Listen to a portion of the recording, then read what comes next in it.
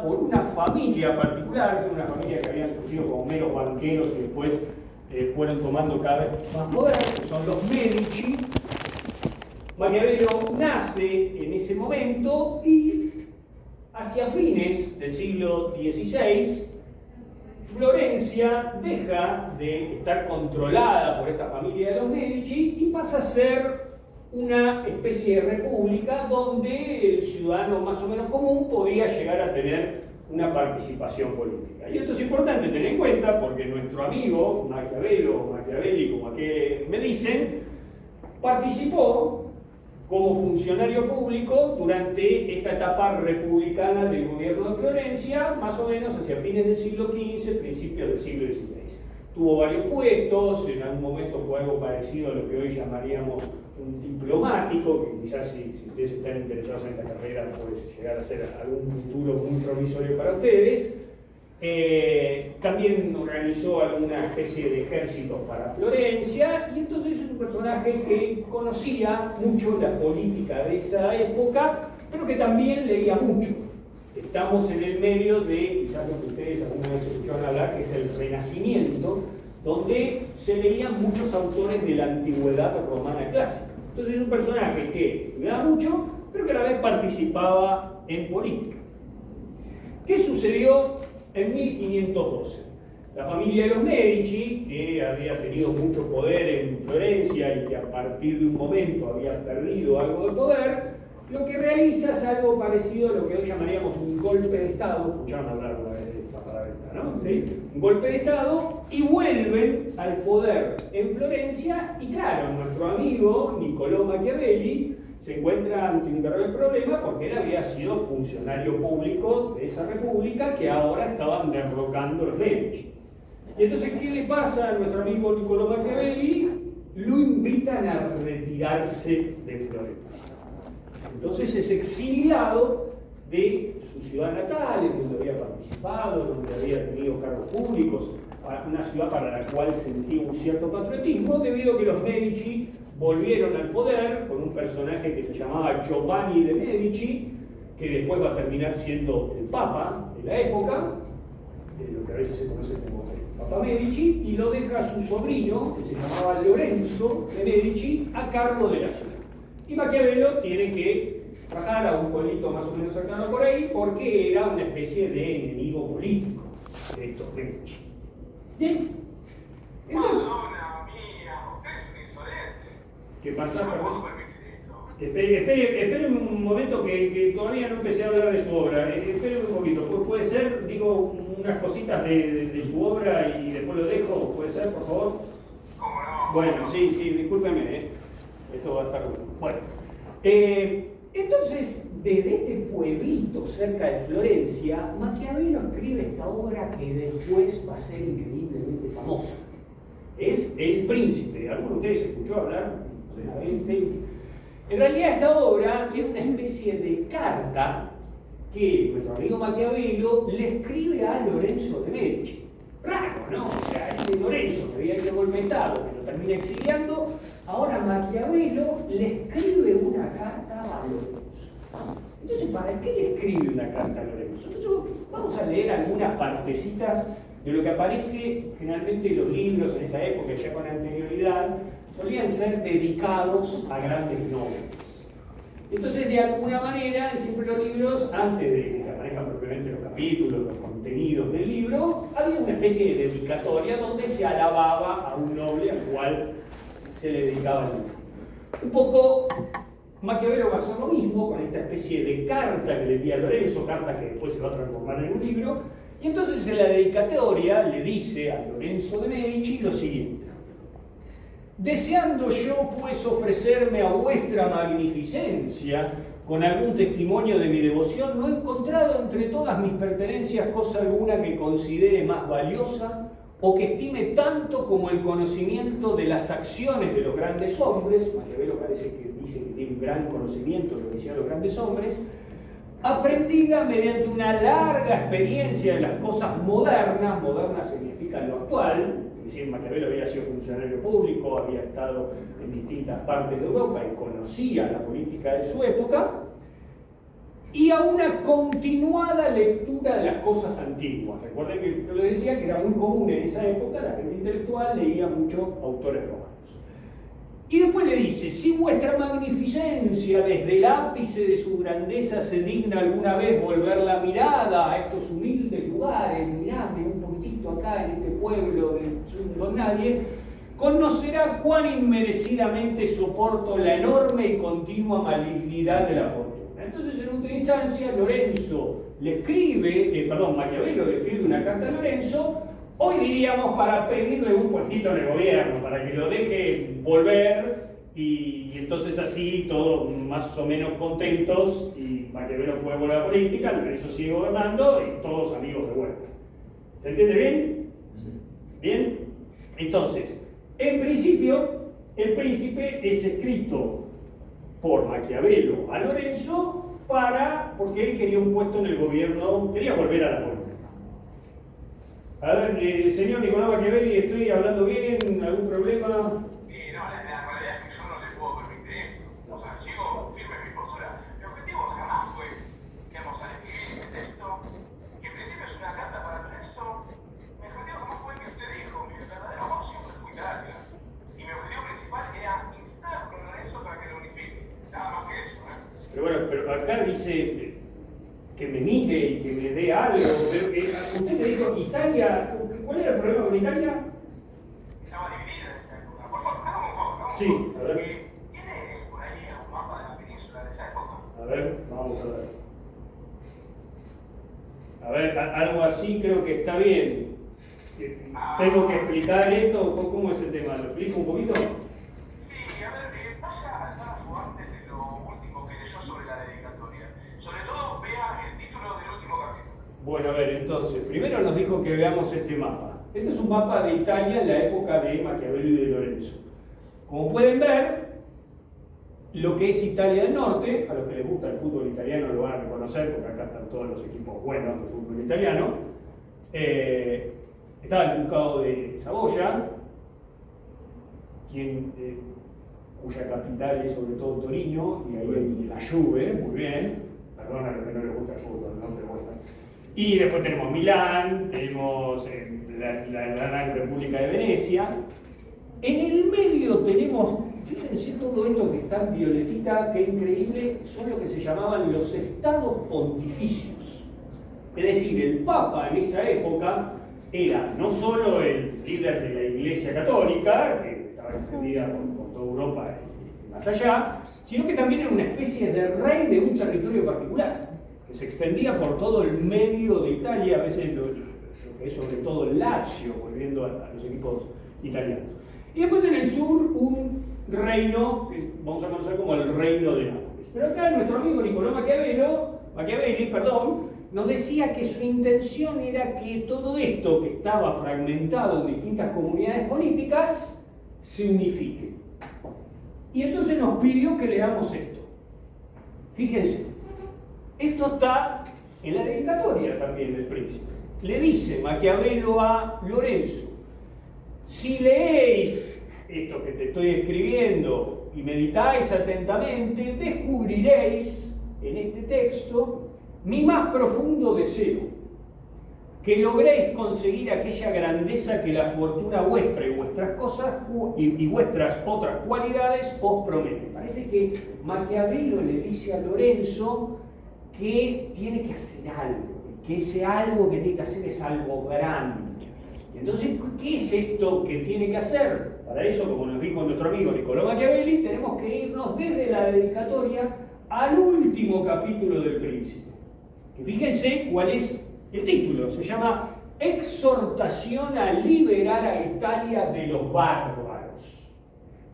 Perdón, señor Machiavelli, a ver si nos puede ilustrar un poquitito. ¿Qué significa esto de bárbaros?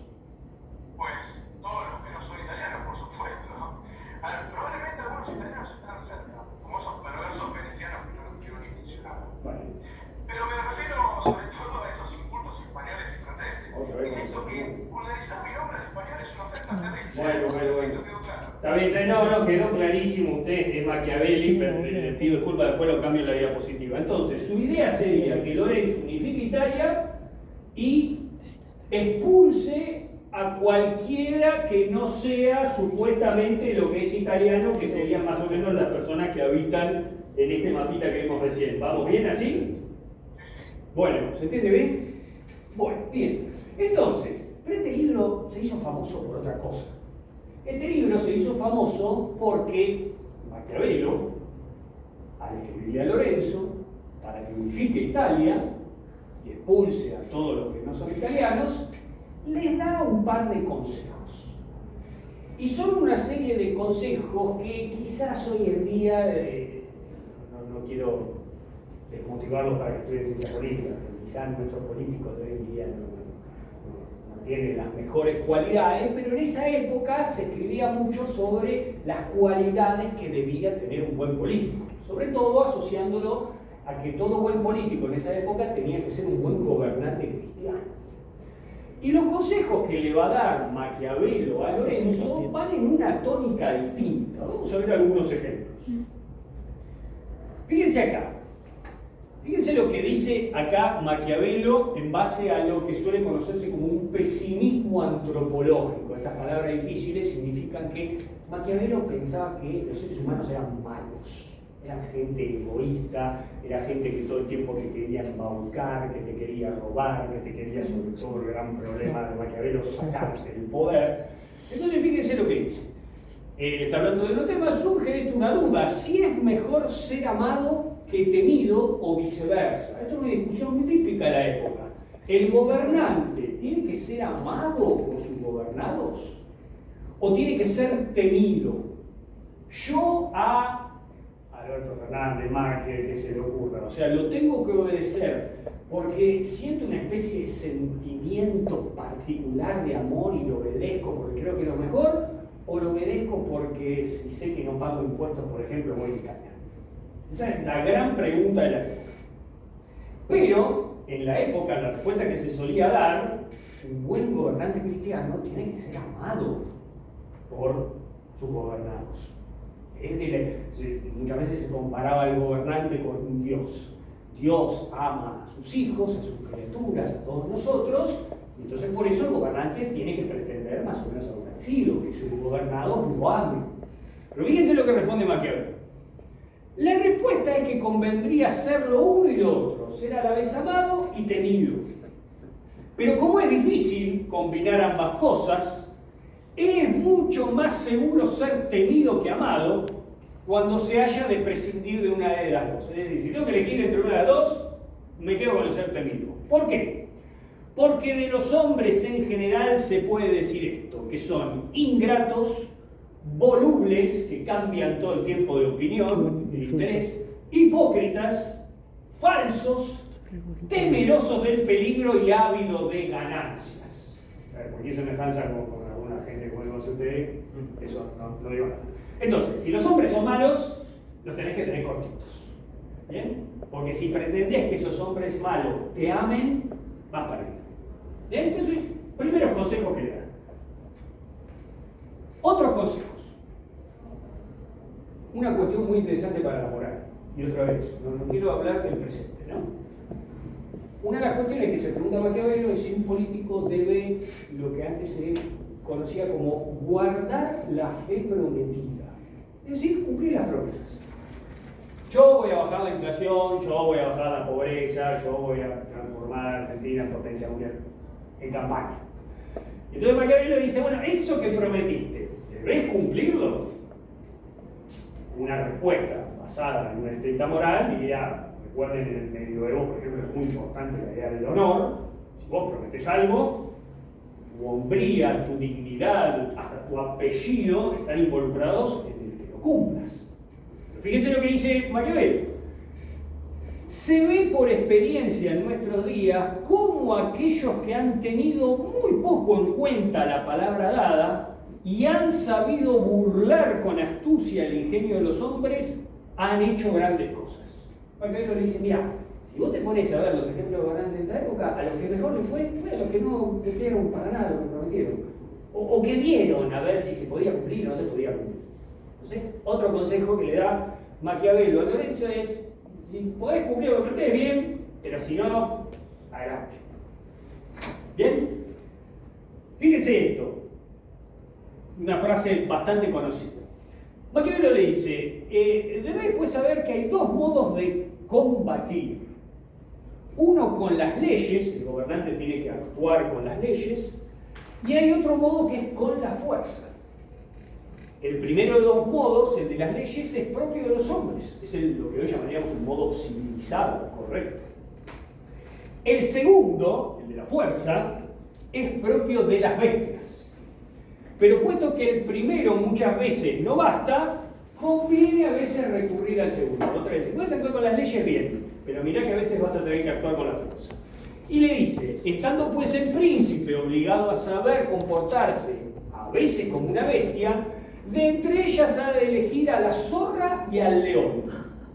Porque el león no sabe defenderse de las trampas ni la zorra de los lobos.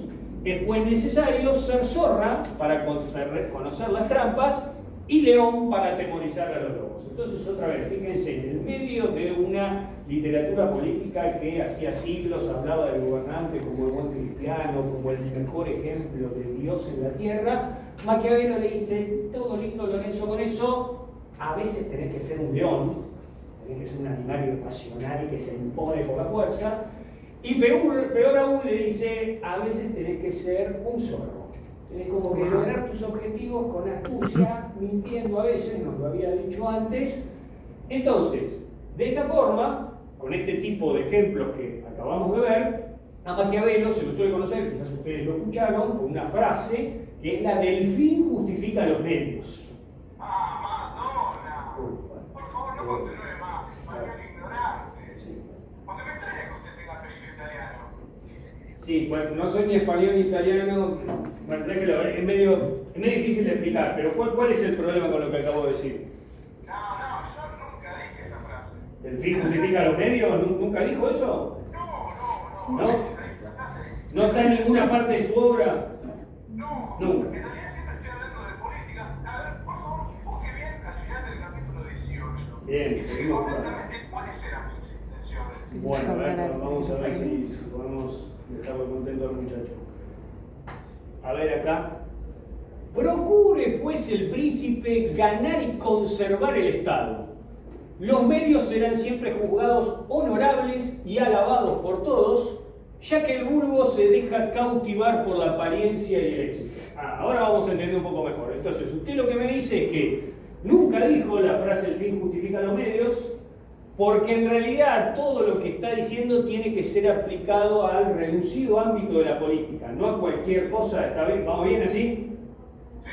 Bueno, vieron que nos empezamos a entrar en algunas cosas muy específicas.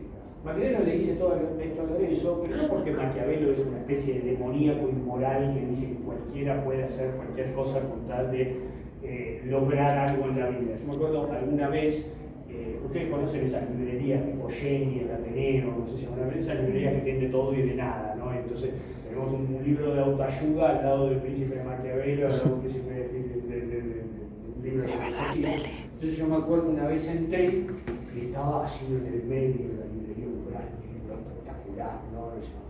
Con las flechitas, con perdón, ¿no? Y decía Maquiavelo para empresarios. Y claro, un aparato como yo de Maquiavelo me acerqué, ¿no? Me acerqué, lo abrí, claro, era un libro que supuestamente le daba una serie de consejos a los empresarios para tener éxito en su empresa, aplicando algunas de las cositas que vimos de Maquiavelo. Si tenés que mentir, tratar de ser astuto, no guardes las promesas. Entonces, base a lo que nos acaba de decir nuestro amigo Machiavelli, si él se desperta, bueno, ahora parece que se despertó, pero imagínense que Machiavelli hubiese entrado a esa librería y hubiese visto ese libro, él diría, no entendieron nada de lo que dije. No entendieron absolutamente nada de lo que dije, porque yo todo lo que digo tiene que ver siempre con lo político. Con una serie de cosas que tenemos que hacer para conservar el Estado, conservar el poder, pero esto solo lo tienen que hacer los políticos. Con lo cual es algo interesante porque dice, la política tiene como una especie de reglas propias que no tienen que aplicarse a otros ámbitos de la vida. Maquiavelo diría, a ver, vos yo, mujer y dos niños que me vuelven locos muy chiquitos. sobre todo una niña, perdón, no por ser machista nada, pero está teniendo 10 años y hace cosas que en mi época hacían a los 17, ¿no? Entonces ya me estoy preocupando. Entonces, Maquiavelo le diría, che, fíjate actuar con astucia, tratar de engañarla, lo que sea. Yo le diría, no, porque el ámbito familiar es distinto al ámbito de la política. Y en el ámbito familiar, Maquiavelo quizá diría, y sí, tenés que estar de acuerdo con ciertos principios morales. Pero si estás en el ámbito de la política, no. ¿Por qué? Porque si aplicás esos principios morales al ámbito de la política, te va a ir. No vas a tener éxito. ¿Bien? Entonces, de esta forma, vamos a ir cerrando. Tenemos a este Maquiavelo que en última instancia lo que está haciendo es darle consejos a Lorenzo para que se transforme en un gran monarca absoluto. Tenemos un Maquiavelo que defiende a rajatabla la idea de un rey que se impone con el temor, con las mentiras, con lo que sea, frente al resto de la población. No. Bueno, Deténgase ahí, embustero. No, se equivoca. Yo de ninguna manera era admirador de la monarquía. ¿No? Esto le pasa. No, a ver, esto le pasa por pretender conocer mis pensamientos solo a través de una obra. La más conocida. Mi verdadero secreto estaba con la República. De Ah. hecho, escribí una obra mucho más voluminosa y completa donde explico en qué debe fundamentar su gobierno. Pero no lo hablaremos más. Le pido, por favor, si le queda algo de decencia, que lea algunas frases de mi obra titulada Los discursos a la primera década de Tito Livio. O sea, a ver, usted me está diciendo que su obra no conocía ese príncipe, pero que escribió otras cosas y que encima el príncipe no es la que usted considera la mejor de las obras. ¿Estamos bien? Claro, en efecto. Bueno, y que escribió otra obra donde defiende la República. ¿Vamos bien? Sí, efectivamente. A ver, vamos a buscar algunas frases. Esta otra obra es la que se llama Los discursos a la primera década de Tito Livio. Tito Livio era el historiador romano, no nos vamos a meter con esto. Pero fíjense lo que dice en esta obra Maquiavelo.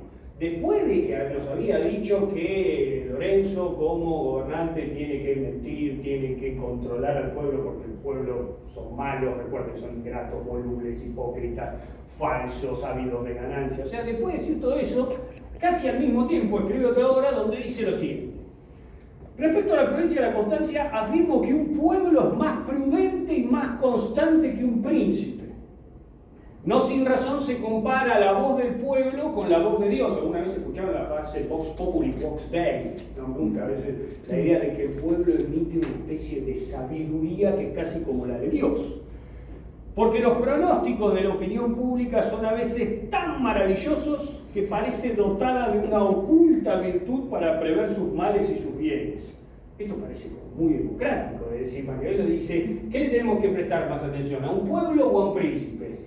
Y acá parece que nos dice que el pueblo, porque el pueblo dice que tiene una serie de pronósticos que son maravillosos, que tienen como una especie de virtud oculta, o sea, todo lo que sale del pueblo es bárbaro. No sé si vino a la Argentina, Maquiavelo acá, pero diríamos, si el pueblo elige a tal persona como presidente, expresa una virtud oculta. Y nos dice, las repúblicas tienen más vida y mejor, más duradera fortuna que las monarquías, pues pueden acomodarse a causa de la variedad de genios de los ciudadanos a la diversidad de los tiempos, cosa imposible para un príncipe. Entonces Maquiavelo, encima que el pueblo tiene una virtud oculta, nos dice, es bueno estar en una república, casi lo que hoy llamaríamos una especie de república democrática, si bien no son las palabras que usa Maquiavelo, pero un poquito para entender, porque en el pueblo hay muchos ciudadanos y los ciudadanos pueden tener ideas variadas para resolver los problemas de la comunidad política, cosa que un príncipe, a veces un príncipe solo no puede. Es mejor tener varios ciudadanos que piensen cómo resolver las cosas y, bueno, entonces eso. Ahora, yo no entiendo, a ver si me ayuda un poquitito, señor Machiavelli, o señores, perdón. ¿No es un poco contradictorio todo lo que está diciendo? O sea, el príncipe le dice a Lorenzo que el pueblo es una porquería, que son ingratos, falsos, volubles, hipócritas, y ahora me dice que en realidad el pueblo tiene una virtud oculta y que los ciudadanos son lo mejor. O sea, ¿no se está como contradiciendo un poquitito usted? Mire, yo voy a dejar pasar tirados unos de insolencia. Sí, Se nota que no conoce los principios básicos de toda la política y de cómo se conforman las grandes comunidades políticas. Hágame el favor de leer alguna parte del libro primero, del capítulo 9, donde explico toda esta cuestión. Siempre estamos en esta hora de los discursos, ¿no? Sí. Bueno, a ver, vamos a leer alguna obra. Claro, ¿cómo hacemos con lo que escribió el Príncipe y lo que escribió la República? O sea, Maquiavelo tiene una cosa que es contradictoria con la otra. Entonces, fíjense lo que dice acá. El fundador prudente de una república que tenga más en cuenta el bien común que su privado provecho, o sea, que su bien particular, que atienda más a la patria común que a su propia sucesión, debe pues procurar que el poder esté exclusivamente en sus manos. Ningún hombre sabio censurará el empleo de algún procedimiento extraordinario para fundar un reino u organizar una república. Entonces, a ver si voy entendiendo, señores de Machiavelli. Usted me dice que para fundar una república necesitamos un príncipe que más o menos haga lo que quiera. Usted lo puso con una palabra muy linda, que es un procedimiento extraordinario. O sea, tenemos el principio, un rey que hace lo que quiere para fundar una comunidad política, y después nos dice: debe, sin embargo, el legislador ser prudente y virtuoso para no dejar como herencia a otro la autoridad de que se apoderó, porque siendo los hombres más inclinados al mal que al bien, acá vuelve con el tema de los hombres malos, podría el sucesor emplear por ambición los medios que a él apeló por virtud. Entonces vamos a ver si puedo resumir para que la gente entienda acá. Usted me dice que para fundar una república, en este caso sería unificar Italia, necesitamos a Lorenzo, y que este Lorenzo haga más o menos lo que quiere. Si tiene que mentir, que mienta; si tiene que ser astuto, que sea como un zorro, lo que sea. Pero después Lorenzo, por lo que me dice usted acá, no le debería dejar a Lorencito todo el poder que él tuvo, sino que después tiene que transformarse en una república. ¿No le parece como un poquito contradictorio todo esto? No, para nada. Pero ¿cómo hacemos para que Lorenzo tenga todo el poder, unifique Italia, pero después no quiere instaurar una monarquía, instaurar una república? ¿Qué hacemos? A ver, usted lo dijo anteriormente. Esto se aplica en política. Solo política, sí. La política tiene sus propias leyes, su propio carácter, y no debe subordinarse a la moral, ni a la tecnología, ni a las buenas costumbres. A nada. Pero, no, en fin. Ustedes nunca lo entenderían. Nunca entenderé. ¿Y la gente acá lo puede llegar a entender? ¿Usted qué piensa? Yo creo que sí. Bueno. Sí, pero no conozco mucho de lo... Y bueno, no, pero para mí también son gente nueva. Espero verlos el año que viene. Bueno, ¿le parece? Dejamos acá. No quiero seguir que me siga insultando ni nada de eso. ¿Que quedamos acá? ¿Le parece bien? Me parece bien, debo volver a mi época. Bueno, probablemente estará llegando un representante mío. Vaya, sí, acá hay varios representantes en Argentina de usted. Bueno, muchas gracias, señor Machiavelli. Bueno, con esto terminamos. ¿Bien?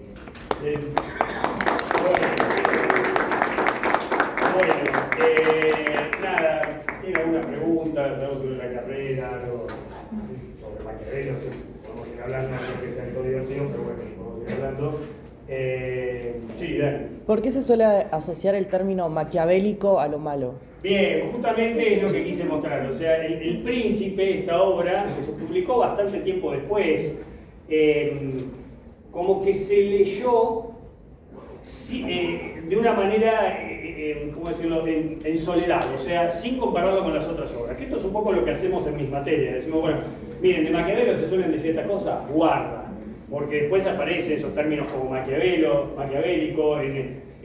Por ejemplo, en la Inglaterra de los siglos XVII y XVIII al demonio se lo llamaba The Old Nick, o sea, el viejo Nick, por Nicolás Maquiavelo. O sea, empieza a aparecer esa idea de Maquiavelo, porque si solo lees El Príncipe y lo lees sin entender que él refiere a la política o lo que sea, está diciendo, bueno, acá este hombre está diciendo que la gente puede hacer lo que quiere.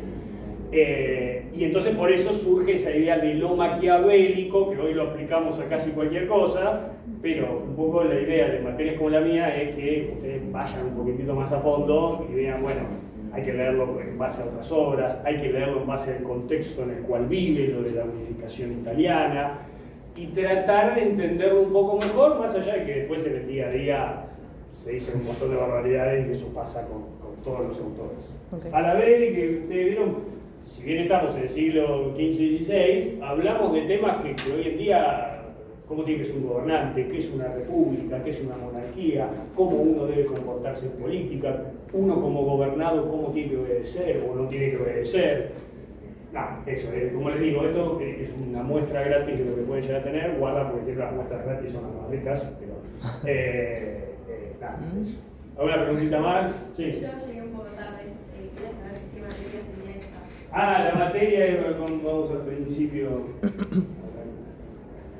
sección Historia de las ideas políticas. En realidad, si ustedes se inscriben acá, van a tener 3 materias.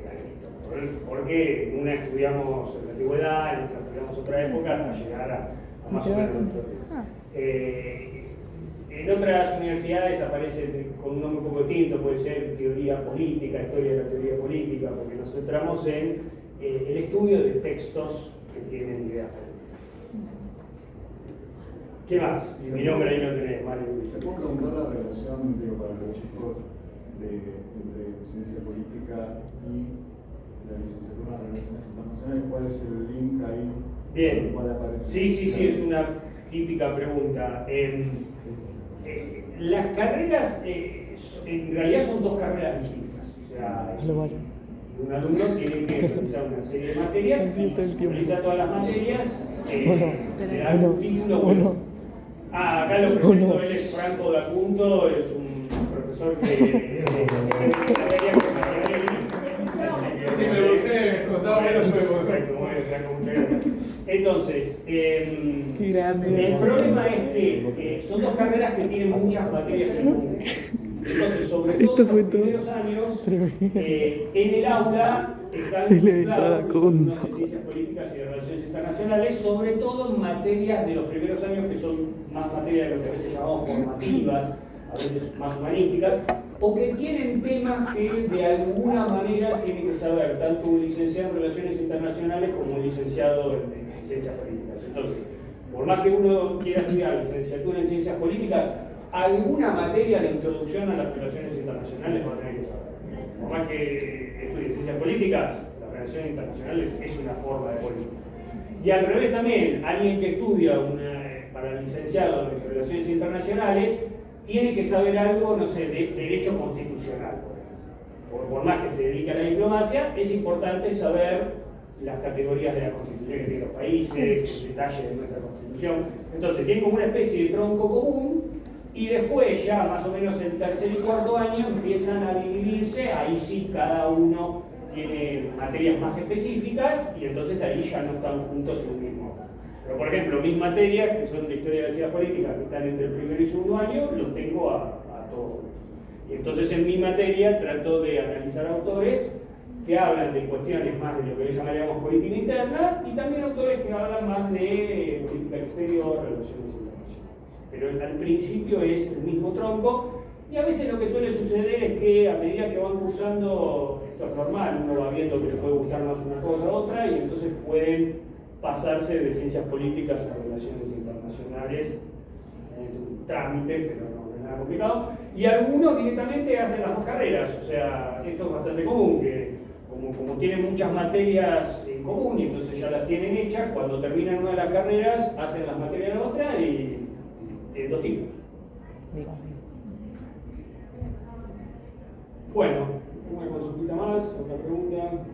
No, bueno. Espero no haberlos aburrido demasiado, así que, bueno, simplemente eso, no sé, ojalá nos veamos en algún momento de la vida.